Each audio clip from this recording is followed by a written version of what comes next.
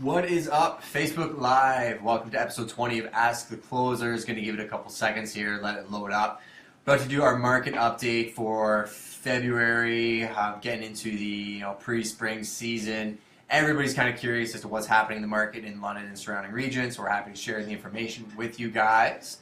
So I'm just using the Facebook live stream on my actual iMac. So previously you could only use it on your phone. Facebook did an algorithm update where you can now do it on the screen. It seems to me like they're starting to compete with Google Hangouts and those apps, and I think Facebook has a lot more traction when it comes to usability. I think ease of use for the people that are in and around social media and Facebook seems to be a lot easier than a Google Hangout. So it'll be interesting to see how things go with that new feature. So let's jump right into the actual market update. So we usually break down the market update to a couple different sections. We touch on the market as a whole now. I'd like to point out, Dan, how you doing, buddy? Nice to see you. When we talk about the market as a whole, we're talking about the LSTAR jurisdiction, which means the London St. Thomas Board of Realtors, which would cover, I'd almost say maybe Woodstock to Petrolia area, and then Lake Erie to Lake Huron.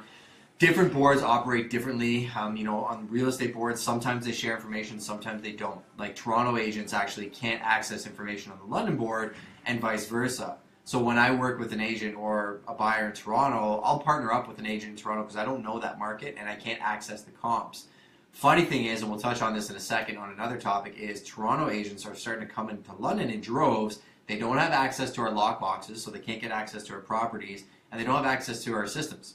So a lot of times they're repping buyers and asking us to provide comparable sales to justify the list price on properties, which is a huge conflict of interest, but we'll dig into that in a little bit. So statistically, the LSTAR jurisdiction sales over January were the best since they started tracking sales in 1978. That should give you some perspective on where things are at in the market as a whole. A total of 574 homes exchanged hands, which is an increase of 26.2% over last January. Now, when you get into the winter months, it really is weather dependent sometimes on how many transactions actually happen. I remember 2 winters ago we had a brutal winter and there were not that many sales happening because people just didn't want to go outside. I mean, there's a certain amount of wherewithal you have to want to go shopping in the wintertime for a house, but the London market is heating up to the point that it doesn't seem to matter. I mean, we were doing deals December 23rd, December 30th. We were put together one of the most complex deals right before New Year's on one of the worst snowstorm days of the year. So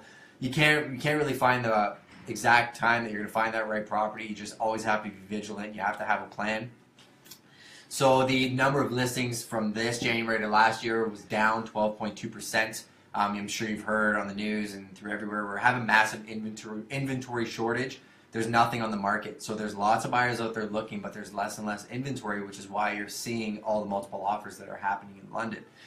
To give you some perspective, there was a couple properties we listed in January. We put a coming soon sign up a week before the listing. We held offers for a week after. Some agents were very happy we did that because it gave everybody a fair shake to get through the property and present their best and final offers. Other agents just felt that we were pushing for a bidding war. My response to them was, my duty of care is to my seller. So yes, I'm going to try and get them the highest price and the best conditions, but at the same time, the good agents out there just understand that this is how the game is played when you're in a seller's market. So act accordingly, you're transparent with everybody, you can definitely maximize the sale price of your property. As far as detached homes versus condos, in January, 434 detached homes were sold, which is an increase of 15.1% from the last year, so the number of homes actually sold, and then 140 condos, which was up 79.5% from last year.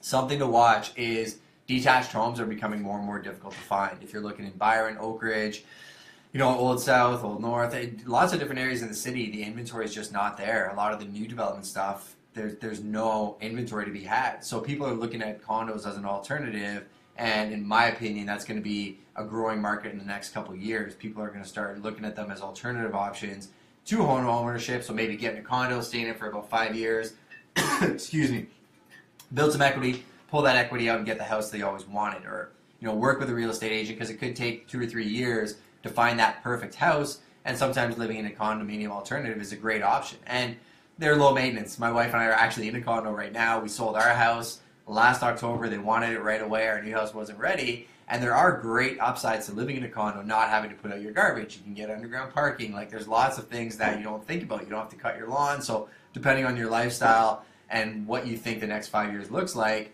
work with your agent to figure out what the best option for you is right now. And don't get emotional about your purchase. That's another piece of advice we give people. You got to realize that investing in real estate is investing in real estate. Yes, there's an opportunity cost to getting that right house in the right neighborhood, and you need to factor that in, but don't get emotional. There's always going to be new inventory. If you're working with somebody that knows what they're doing, they'll help you find it and not overpay for it, because you make your money in real estate when you buy. That is absolutely key. Too many people think you make it when you sell, but if you don't buy it right, you're going to pay a lot when you end up selling it down the road. Average sale price in London is $285,418. Let's round up to $290. One of the reasons so many people are coming to London is the affordability. So the name of this episode is The Monster's Coming for London. The GTA is the monster. Greater Toronto area, when we look at what's happened in the real estate market, I mean, Vancouver, GTA, there's so many large markets that have seen exponential growth in value. And hey, Jeremy, thanks for liking the video. Appreciate that. The GTA is needing to be fed. There's so much growth happening there. You know, home ownership is so limited in that area that the surrounding areas are, you know, appreciating value because of it. So it started in Toronto, it's going to Mississauga, Oakville, those areas. It's gone out to Kitchener, Cambridge, Waterloo, Hamilton. You see the vibrancy and the increase in value that's happened in those communities. Well, if you look at the Ministry of Finance's census graph, and I can send it to you if you want to shoot me an email, I'll happily send it to you. We're the next spot to experience that same type of growth. So they're forecasting 2015 to 2041, London is going to be a hot spot both for population growth and for driving up real estate prices. The London market has historically been about 2 or 3% per year appreciation-wise. Last year was 5.4. With what I'm seeing in the market today, I think we're going to crest 5.4 to 7% for 2017, and I can see us sitting in a nice stable pocket of, say, 7 to 10% over the next 5 years. The reason I think that is London is a very unique city. It's different than every other market in the aspect that we have such a large population base, but we're so far from other metropolitan cities that we self-regulate a lot. So yes, you'll find pockets where you'll find 15, 20% growth, and there are ways to kind of track those if you're looking to flip or invest in real estate, but the community as a whole still maintains that small town mentality. So when prices start going a little bit crazy, a lot of times the good agents in the market will protect their buyers and pull back a little bit, and I think it'll regulate things a little bit, but I prefer to see it go that way than jump up 30, 40% per year, because what I get worried about is if it's going up like this nonstop, eventually when it drops, it's going to drop heavy. So I like that conservative growth. I like the prices that I'm seeing. I mean, the houses in Byron and Oak Ridge, yes, if you look 5 years ago, the prices have jumped dramatically, and it used to be like that in Old South, but people don't bat an eye anymore now in Old South at the property values, because the community that was built with that appreciation now holds the value.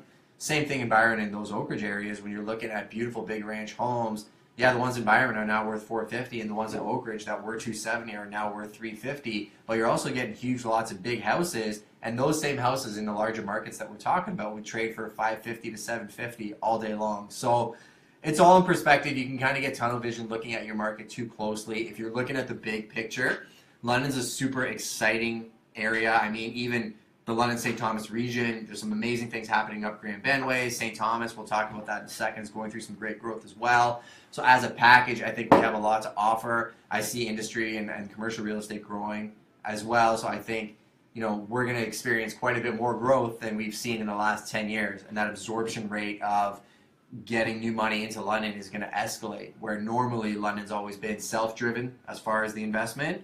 A lot of outside money is going to start coming in. Just to get off topic, well, not off topic, just to get off my script for a second.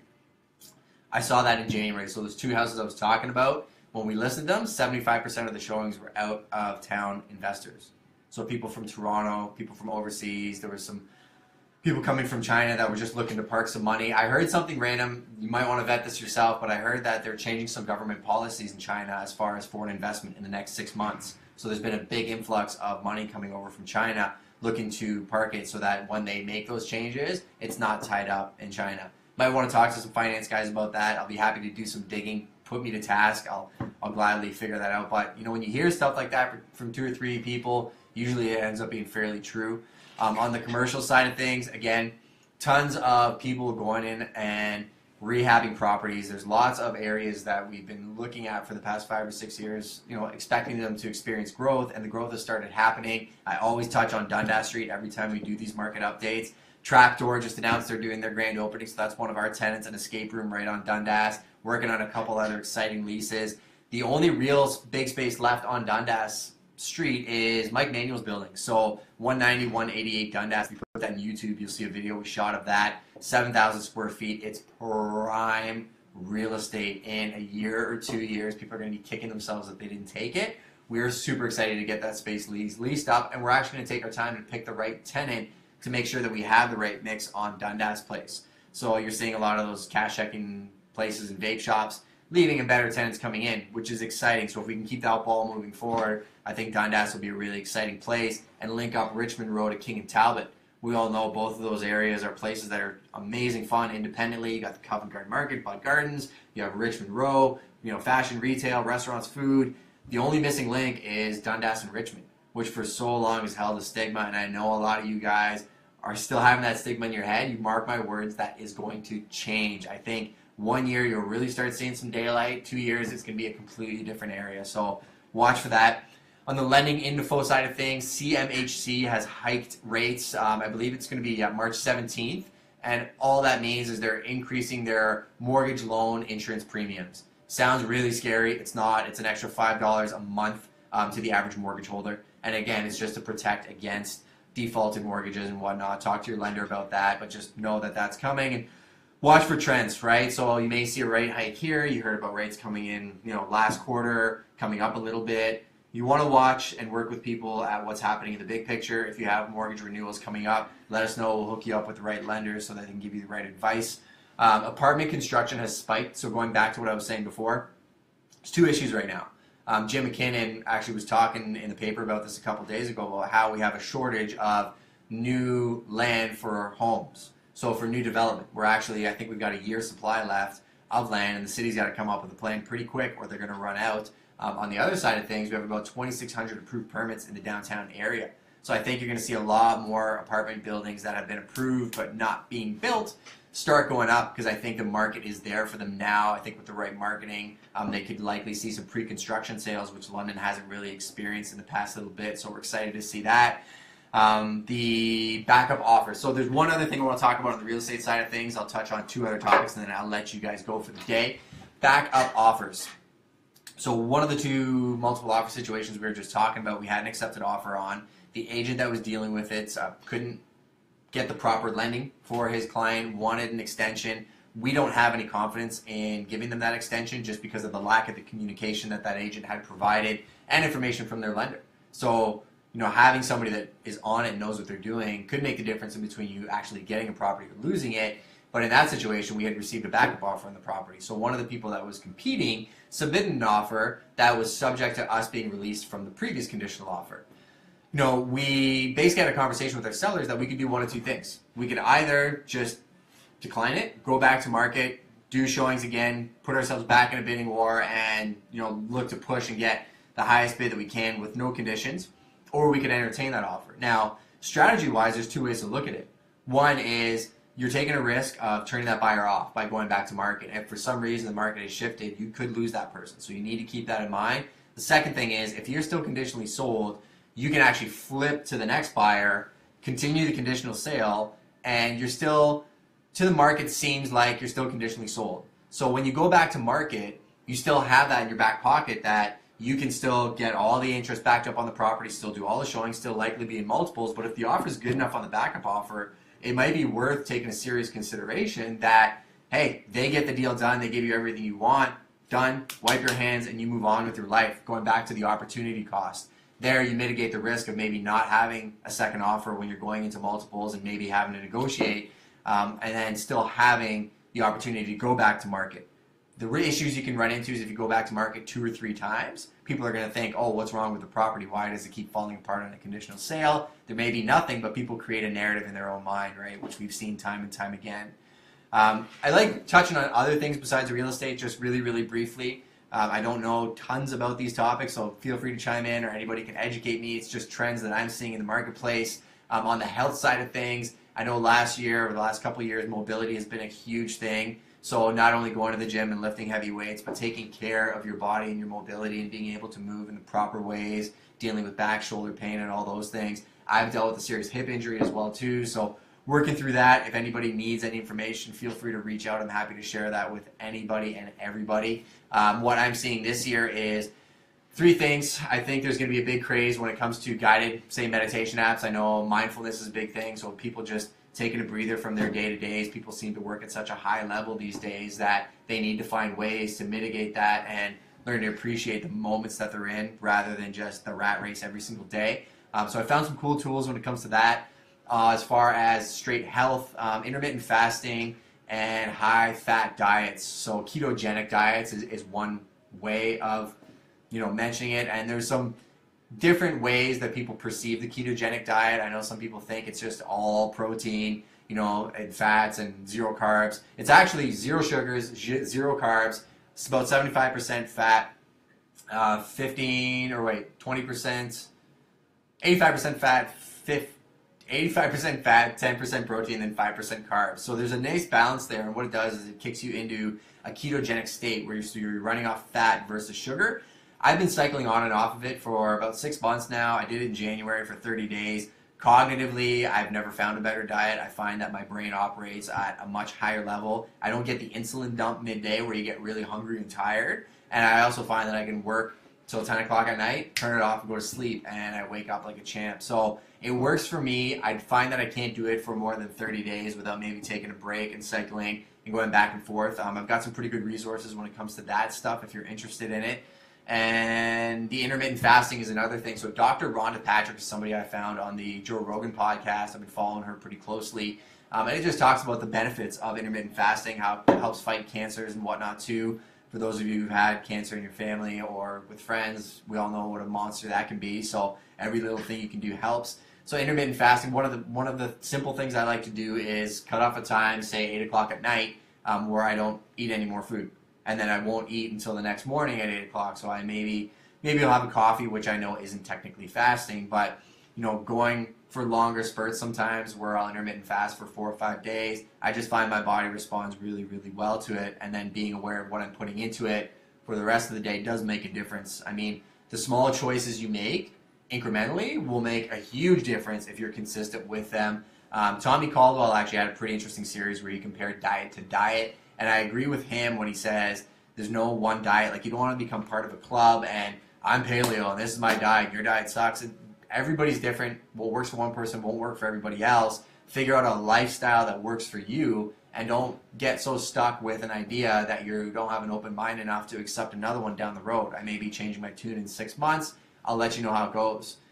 Marketing-wise, there's been a change with live. So Facebook Live is a big thing. Instagram Live, they launched in the States about 3 months ago. Been waiting for it to come to Canada. Started using it. What I noticed was you get a lot more reach through Facebook Live than you do through Instagram Live. Simply where the attention graph is, right? People spend their time and can sit down and actually watch these videos for a longer period of time, whereas it's not as native to sit on Instagram and watch somebody live for 10 or 15 minutes. So I don't see the reach there yet. I'll keep playing around with it. I think Instagram itself has surpassed Snapchat now as far as the attention graph. I'm seeing kind of who's paying attention, the amount of traction that we're getting. Seems like Instagram is an easier platform people to use as far as flipping from the photos to the stories. So I think that's going to be the big one in 2017. Still playing around on Snapchat, but Snapchat to me is more of a messaging platform than it is, the 24-hour documenting of what my life is like. So if you want to see us, jump on Instagram at the Closers Team. Same thing on Twitter, same thing on Snapchat. We kind of do different things in different areas. If there's ever anything we can do for you or you want to send us out on task, let us know. We're happy to do that for you. Hope you guys enjoyed this market update. We're happy to answer any questions you might have on the next one. So DM us, hit me up, 519-860-6547. Call, text 24/7. We're always here for you. Have a great day. See you guys.